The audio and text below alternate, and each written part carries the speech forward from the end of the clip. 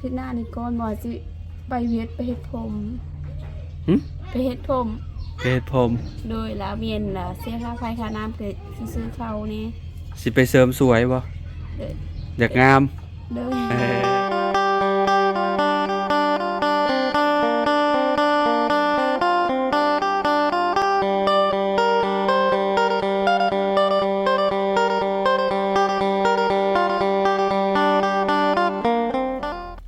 กราบสบายดีสวัสดี FC บัสสุขุสุคนเนาะพ่อแม่พี่น้องเอามาพบพ่อๆกันกับเฮาเนาะเสร็จเก่าเช่นเคยพี่น้องเอ้ยเนาะอยู่ที่อ่า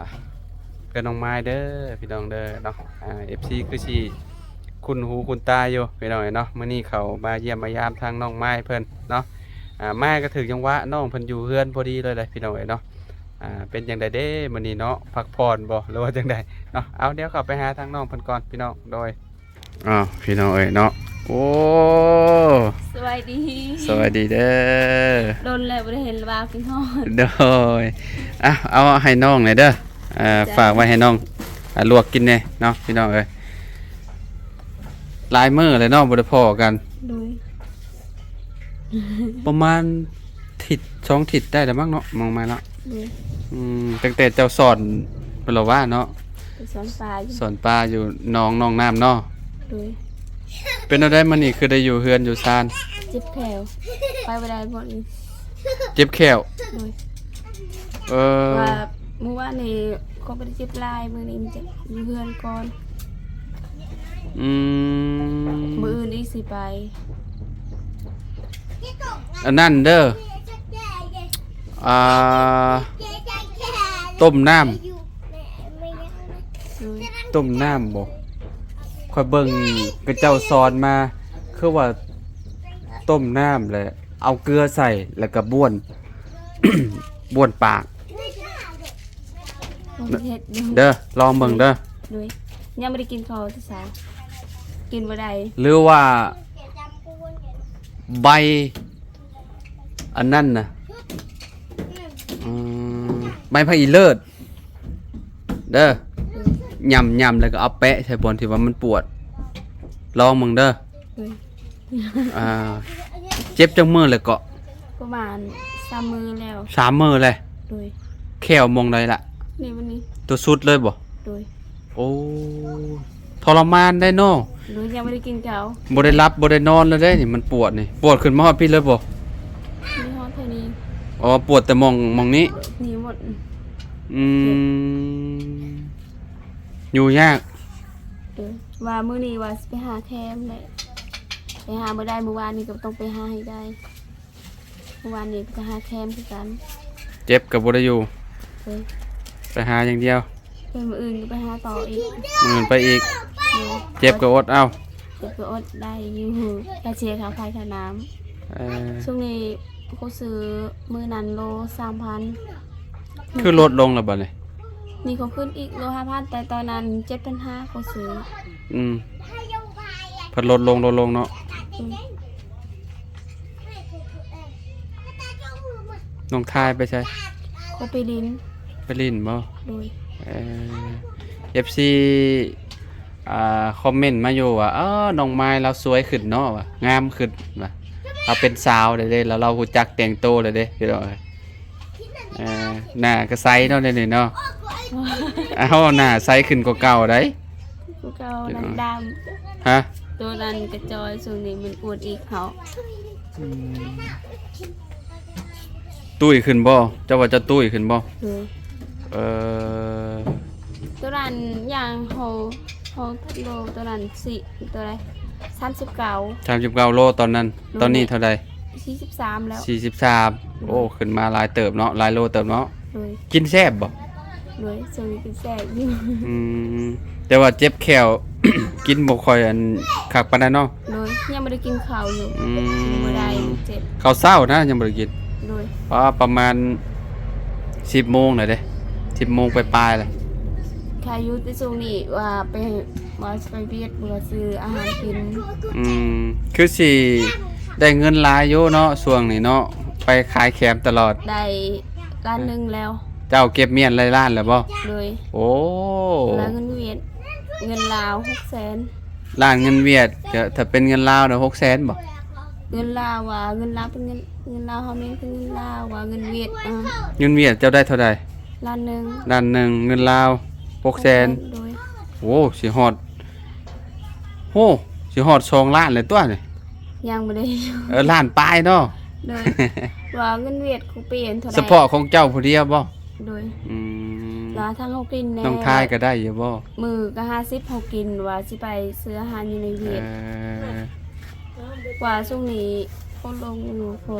บ่ได้ลงกันได้หลายอยู่ แต่เมื่อวานนี้ได้เส้นเช้าของไปหา อืม มือก็ได้เส้นห้า บ่มีแล้วเนาะนี่เนาะ โดย แคบมาขายเบ่แล้วพี่น้องเอ้ยเนาะ ขายหมดแล้ว อืม มือไปหาต่อคือกัน ว่าเส้นหนึ่งได้80โคเปนเงินลาวโคเปนอยู่บ้านดงนี่ 100,000กีบได้อยู่80,000 โดย เอ้ยบ่แม่น100,000ดงเนาะได้อยู่80,000กีบเนาะเป็นเงินลาวเนาะอืมบ่ได้90เนาะ บ่ได้ ถ้าเลขอยู่พุ่นได้บ่90 ยังบ่ฮู้ยังไม่ได้แลกอยู่ เออ ว่าสิอาทิตย์หน้านี่ก่อนว่าสิไปเวียดไปเฮ็ดผม หึ ไปเฮ็ดผม เพชรผม โดยลาเวียนล่ะเสียค่าไฟค่าน้ำเกิดสิซื้อเขาวนี่ สิไปเสริมสวยบ่ เด้อ อยากงาม โดย เออ อย่างงั้นบ่ผมข่อยบ่งาม ก็คือแบบกับน้องเพิ่นเนาะพี่น้องน้องเพิ่นขยันเนาะก็สมควรแล้วเนาะน้องเพิ่นก็อยากสวยอยากงามแน่พี่น้องเอ้ยเนาะอยากไปเฮ็ดผมเนาะจะไปยืดบ่หรือว่าจังใด ไปยืน ไปยืด โดยยังบ่ฮู้ยังเท่าใดเขา อืมเสยผมคือว่างามอยู่คือว่าสิไปยืดมันกูดบ่ โดยมันบ่งาม งามอยู่นะว่าว่าผมน่ะเราอยากยืดให้มันซื่อกว่านี้ใช่เนาะ โดย อืม แต่ทางนั้น ยืดแบบว่า ยืดให้มันอยู่ได้ดนบ่หรือว่าจังได๋หรือว่าเฮาไปยืดแบบให้อยู่ได้ประมาณทิศ2ทิศยืดถาวรบ่ ยังบ่ฮู้คือกัน อืม เฮายังบ่เคย ยังบ่เคยจักเทื่อ โดย บ่เคยยืดจักเทื่อครั้งแรกในชีวิตเด้อนี่เนาะ โดย ยืดดุน่ะผมอยากเสีย เพราะว่ามันน่ะก็เจ้าใส่น้ำยาเด้ มันบ่คือผมธรรมชาติ ต้อง อืม ไปเฮ็ดลองเบิ่งดู อยากเฮ็ดลองเบิ่ง โดยยังบ่เคยแต่ อืม เราสิเฮ็ดอยู่ในเวียดนั่นแหละ อืมรู้จักอยากสวยอยากงามแล้วเด้เนาะ พี่น้องเอ้ยเนาะกับคนเฮากับธรรมดาแล้วเนาะน้องไม้เนาะ อืม อืมไปเข้าแต่ป่าคุมื้อ โดย บ่ค่อยได้อยู่เฮือน อยู่แต่วันอาทิตย์เนาะ โดยวันอาทิตย์มื้อนั้นแต่ฮอดวันจันทร์ฮอดวันเสาร์นั่นแหละ อืม แล้วมื้อก็ซื้ออาหารประมาณวันเสาร์ไหนว่าสิกินวันอาทิตย์ก็ซื้ออาหารกิน อืมบ่ได้อยู่บ่ได้เศร้าพี่น้องเอ้ยเนาะเฮ็ดเวียกอย่างเดียวเนาะ ว่าจะอยู่ตลอดคืนล่ะมันบ่มีเงินที่ใส่ อืม ว่า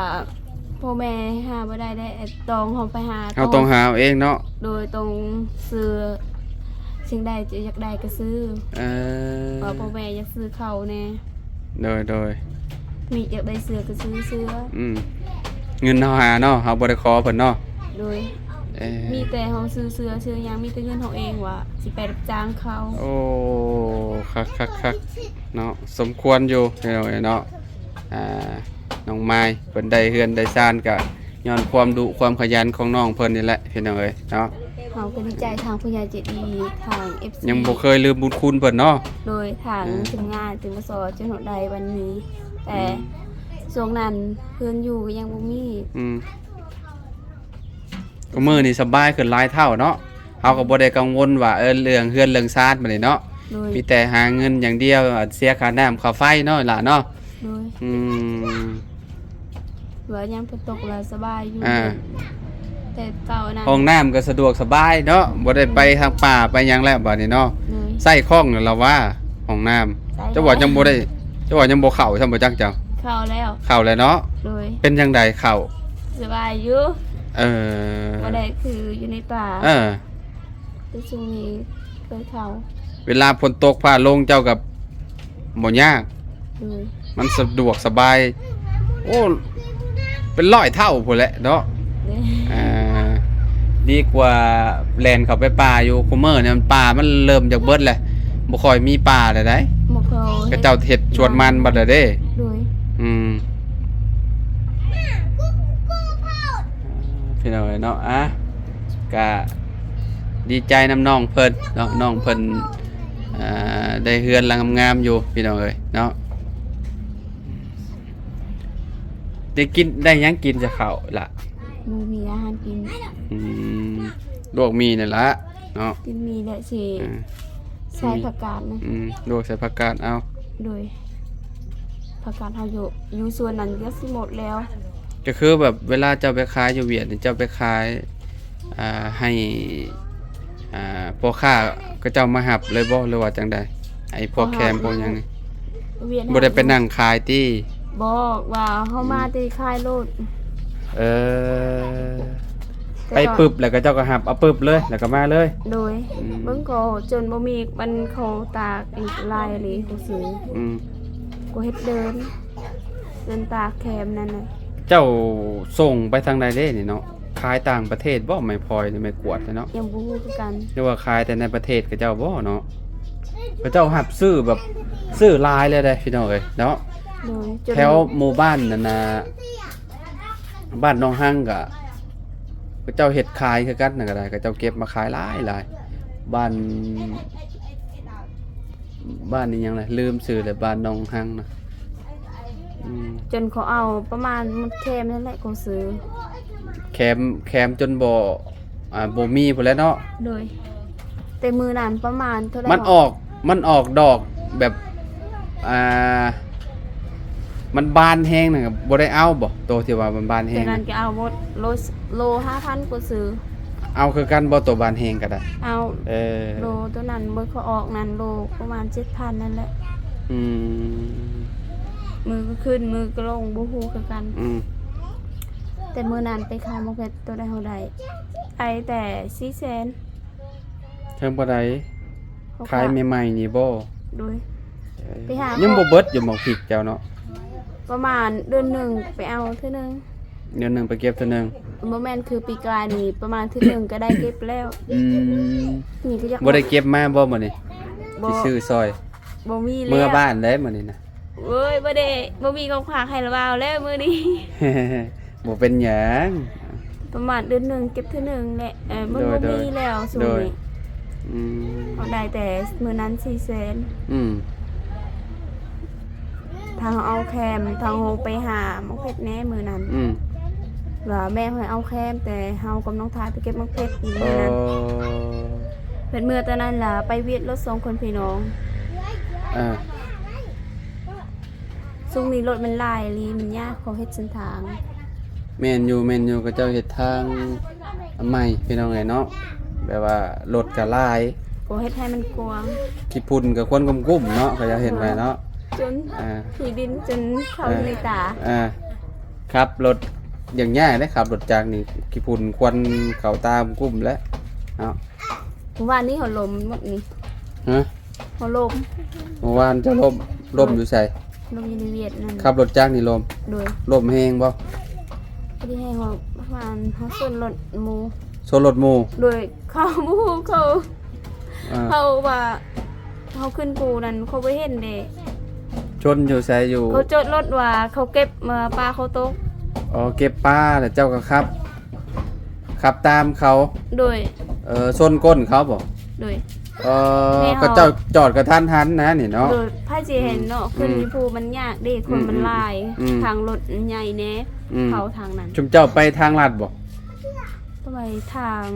โคเฮ็ดบ่แม่นทางด้านนั้นเข้าไป ไปทางลัดเนาะ โดย ชนกันล่มเลยรถ เขา รถก็บ่ได้เป็นหยังหรอกว่า บ่ได้เป็นหยังของรถตัวนั้นเด้ คนก็เจ็บหน่อยนึง โดยแม่ แม่ เขา บ่ได้เจ็บบ่ แม่เขาเจ็บประมาณบันมือนี่ครับป้า เราเจ็บหยัง นี่ถึกบันมือนี่เด้ เราเจ็บมือ โดยยังบ่ฮู้ค่ายังถึกหยังรถก็บ่ได้ล้ม อืมโอ้พี่น้องเอ้ยเนาะใครแน่เนาะ โดย ใครแต่ว่าบ่เจ็บหนักเนาะ อยู่ผูก็คือได้มื้อนี้คือกันเด้ ฮะ อยู่ผูก็ล้มคือกัน อยู่ภูเจ้าก็ล่ม ล้มตลบเฮาใส่ประมาณ ใส่แขมบ่ โดยใส่แขนประมาณ5มัดนี่ มัดชั้นนี้แหละเฮาใส่ แค่มัดสำต้นเสานี่ โดย โอ้เฉพาะแล้วมันหนักเนาะ โดยมีแต่เฮาเคยแล้วเคยมีแต่ไปอยู่ในภู เออ จะหน่อยไปอยู่เฮือนและจะหน่อย อ่า เขายังบ่ได้เห็นเขา ยอมรับเราอยู่พี่น้องน้องไม้แบบว่าเราแทบสิบ่ได้อยู่เฮือนเลยเนาะคะแนนเฮามาต้องมายามค่ำๆคะแนนมาหาเพิ่นน่ะ 4-5 โมงเนาะไม้เนาะ โดย คะแนนมาหาเราน่ะคะแนนมาหาชอบตอนเช้าน่ะบ่เห็นเราดอกเนาะแต่ว่ามื้อนี้โชคดีอยู่มายังได้เจอเราอยู่เนาะ อยู่เฮือนนั่นเป็นหยังเคยไปตลอดอยู่เฮือน อยู่ย่างบ่ โดยคืองงแท้อยู่เฮือนบ่ได้เป็นหยัง บ่ได้ไปหาสอนบ่ได้อยู่บ่ บ่เคยไปสอนแล้วมีแต่ไปหาแคม หาแคมได้เงินแล้วก็ซื้อกินเนาะ โดยมื้อนั้นไปเอาเพิ่นตัวนั้นเฮาไปเอาประมาณ2คุณพี่น้อง พื้น โดย โอ้ น่ะ พื้นกับผู้พี่น้องเอ้ยผู้ เห็น เต็ม เนาะ อยู่ เห็นหน่อไม้แล้วเอาหน่อไม้แหน่ หน้ำไม้ก็พอมีอยู่บ่ยามนี้ โดยพอมีอยู่ แต่มื้อนั้นจักถุงของขายประมาณ10ถุงได้70 อืม ไปขาย ยามนี้หากินยากเด้หน่อไม้เนาะ โดย ต้องหน่อไม้น้ำหมอกเด้อพี่น้องเอ้ย โดย อ่อนดีได้หน่อไม้ยามนี้เนาะ โดยแต่ว่ามามื้อหนาก่อนเขาสิเอา แกงก็แซ่บได้พี่น้องเอ้ยอยากแกงอยู่หน่อไม้นี่บ่ได้กินโดนเลยเนาะ มื้อหนาก่อนเขาสิไปให้ อืม ได้อยู่ไปหา โดย ขโมยนั่น เลยเอ้ย มักได้เฮาเป็นสิมากแล้วเนาะเฮาเอามื้อนั้น ดุพี่น้องครอบครัวนี่ยอมรับอยู่เนาะคันว่าเฮาบ่เฮ็ดก็แฮงบ่ได้กินเนาะน้องไม้เนาะ โดย ให้ใครแน่พี่น้องเอ้ย สิได้เฮือนแล้วมีแต่อยู่เฮือนมัน อืม บ่มีและค่า แม่น เสียค่าไฟค่าน้ำ แม่น ว่าบ่มีหยังก็ อืม ก็ได้อยู่ต้องอยากได้หยังก็ต้องไปหาเอง อืม นี่แหละสิได้ อืม อยู่เฮือนมันบ่ได้เนาะ แม่น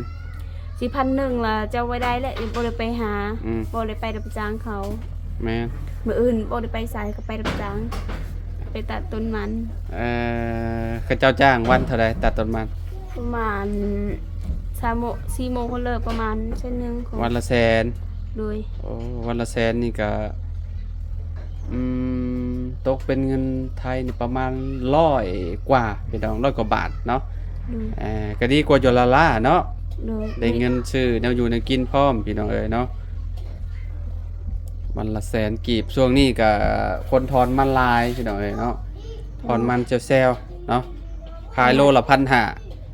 1,550กีบพี่น้องเอ้ยเนาะแต่เป็นเงินบาทก็บ่ฮู้ว่าสิฮอด4 บาทหรือ5 บาทสิฮอดบ่อันนี้ก็บ่แน่ใจปานใดพี่น้องเอ้ยเนาะ เข้าเด้เบิดหลายปานใดแล้วเข้า ยังบ่เห็นคือกันของมีแต่ช่วงนี้บ่ได้ซีแล้วเขามันยานมันเขามันหมดไวสิ มีแต่ตามเอาเนาะ โดย อืม ห่อละประมาณ10ซอกแน่ ตอนนี้ยังเหลืออยู่10สอบ โดยแหละทั้งเขาเขาปลูกแน่ ทางกระปลูกพร้อม โดยประมาณ อ่า พอคนไปซื้อข้าวแล้วซุน ชื่อมาตุนเมียนบ่ ก็ซื้อข้าวเขากินนี่แหละ ซื้อมามาเพิ่มเนาะ โดย อืม ฝาแม่ห้อยมือคือการบาดสิตามเขา อื ก็ ม ไปซื้อเงินทางไปหาแค่ ซื้อข้าวเป็นกระสอบนี่บ่ โดย อ๋อ เงินเขาไปหาแค่นะ เอ่อเมื่อยตำเนาะแล้วซื้อข้าวตัวนั้นมากินก่อนเนาะ โดย อืมๆๆ ประมาณเขาปลูกประมาณ4เปานั่นแหละ ข้าวปลูกสีเป้า โดย ปีนี้ทางบ่ให้ทางอยู่บ่หรือว่าให้เก่าบ่ ให้มาอีก ทางให้ใหม่อีกบ่ โดย โอ้ นี่มันบ่ได้ยากคือปีนี้ อืม ปีนี้บู้คือกันไม่กวางบ่ได้กวาง บ่กว้างปานใดบ่ โดยนี่บ่ได้ขึ้นภูเดี๋ยวนี้ บ่ขึ้นภูบ่ปีนี้ มันขึ้นคือกันแต่เฮาอยู่ บ่ไกลปานใด โดย อืมโดยพี่น้องเอ้ยเนาะ ซึ่งเรายังก็บ่ฮู้หมดแล้ว ฮะ โดนแล้วว่าทีมงานบ่ได้เข้ามาหาเว่าภาษาลาวยังบ่เก่ง เว้าภาษาลาวบ่จะเก่งเลย โดย แต่เก่ายังว่าเข้ามาเข้ามือเนาะ โดย ว้าวลาวอันก็เก่งขึ้นหลายแล้วตอนนั้นพี่น้อง ช่ เอ้ วย ง เนาะ นี้บ่ฮู้เลย เริ่มสิบ่รู้จักอีกเลย โดย เออ โดนแล้วบ่เคยแน่เฮา เออ บ่แม่นคนลาว เออ คนได้เทิงบ่ภาษาเลยเทิงอยู่ เว้ากันมีแต่เว้าภาษาตัวเองติ โดย แต่เก่าว่าทีมงานเขามาหลายเนาะ โดย ว้าวลาวนำตลอดพี่น้อยเนาะ นี่ ก็เลยซึมซับเนาะ ตัวองโดย กัดยังใครอยู่ได้เก่งกว่าตะกี้ได้เก่งกว่าตอนเจ้าอยู่บ้านหลังเก่าได้บ้านหลังเก่าเว้าลาวนี่แทบสิแบบบ่ค่อยเข้าใจปานใดหั่นน่ะพี่น้องเอ้ยเนาะ โดยที่ตอนนั้นจนเข้า ต้องมีล่ามเนาะต้องสาวลาน้อยเนาะ โดย น้องลาน้อยอะไรพี่น้องเอ้ยนำมาซอยกันเนาะก็ต้องขอบใจน้องลาเพิ่นนำแหละพี่น้องเอ้ยเนาะ ทางน้ำ อ่า ทาง ซอยๆกันเนาะ ที่ซอย อ่า แต่เจ้าเนาะ โอ้น้องน้ำก็คือกันแต่กี้แต่ก่อนน่ะตอนเราอยู่เฮือนเซน่ะเราก็เว้าลาวแทบสิบ่ได้เลยเว้าได้หน่อยเดียวแต่คุมื้อน่ะเราก็เว้าภาษาลาวก็เก่งขึ้นหลายเนาะย้อนอยู่ดำคนลาวเนาะพูดคุยกันคุมื้อพี่น้องเอ้ยเนาะมันก็เลยแบบซึมซับแล้วก็ได้ภาษาลาวนํเนาะเวลาเฮาไปทางไกลก็ยังสิเว้าความลาวได้เวลาตอบกับเจ้าหั่นนะเนาะน้องไม้เนาะ รู้ที่ซื้อยังว่าอยู่ในเวียดโอ้โหแหละ มีแต่เว้าภาษาลาวค่อยฮู้อยู่นั้นเขาเข้าใจเว้าภาษาลาว คะแนนเราถึงก็จะบ่เข้าใจเนาะ โดยเมื่อเข้าใจมันก็บ่ บางทีบางคำนะนี่เนาะ โดยแต่ตอนนั้นเงินเบียดก็ได้แต่ 10,000 5,000 นั่นได้เข้าใจอยู่เขาเว้าว่าสิซื้อหยังก็ซื้อได้บ่ซื้อปลามาซื้อหยังโลเท่าใดก็ขายบ่เพราะว่าโลประมาณ50นั่นก็ได้ ได้อยู่เนาะบางคำเนาะว่ากว่านั้นอีกเว้นแต่เวียดนี่บ่ฮู้แล้วอุตส่าห์ โดยซะโอเคซะเดี๋ยวน้าบ่าวเดินทางกลับปะเด้อ โดยเดินทางปลอดภัยเด้อ อยู่ดีมีแฮงไว้พ้อกันเด้อ โดยขับใจลีเดอร์ทางผู้ใหญ่ใจดีหมดทุกผู้ทุกคน อยู่ใดประเทศใดแข่งใดทางถึงงานทางบ่าวลาวให้อยู่ดีไม่แห้งให้เราไม่รวย ให้สุขภาพแข็งแรงไปสิ่งใดมีแต่โชคดีหายอยู่ยั่งยืนนอนได้เงินหมื่นตื่นได้เงินแสนเงินล้านบ่เจ็บอย่าได้คนใครอย่ามีพัฒนาสิ่งใดให้มีสิ่งนั้นขับใจลีเดอร์ทางบ่าวทางถึงงานลีเดอร์ทีมประสูกับครัวเฮาทางผู้ใหญ่ใจดีจนหอดได้บัดนี้ขับใจลีเดอร์ โอเคขอบคุณหลายๆเนาะทางน้องเพิ่นก็บ่เคยลืมบุญคุณผู้ใหญ่ใจดีพี่น้องเอ้ยเนาะอันนี้ถือว่าเป็นการดีเลยพี่น้องเอ้ยเนาะเพิ่นก็เบิ่งอยู่ตลอดแหละเนาะเวลาเฮามาอัปเดตเนาะผู้ใหญ่ใจดีก็ได้เด้อน้องไม้เด้อขอให้ขยันแบบนี้ตลอดไปเด้อโอเคไปป้าแล้วสวัสดีละไปทำไปนี่เด้อโดยไปซะพี่น้องเอ้ยเนาะประมาณนี้แหละเนาะอยู่ดีมีแฮง FC เบิดสุขุสุคนไปพบพ่อกันใหม่พี่น้องสบายดีเด้อพี่น้องเด้อ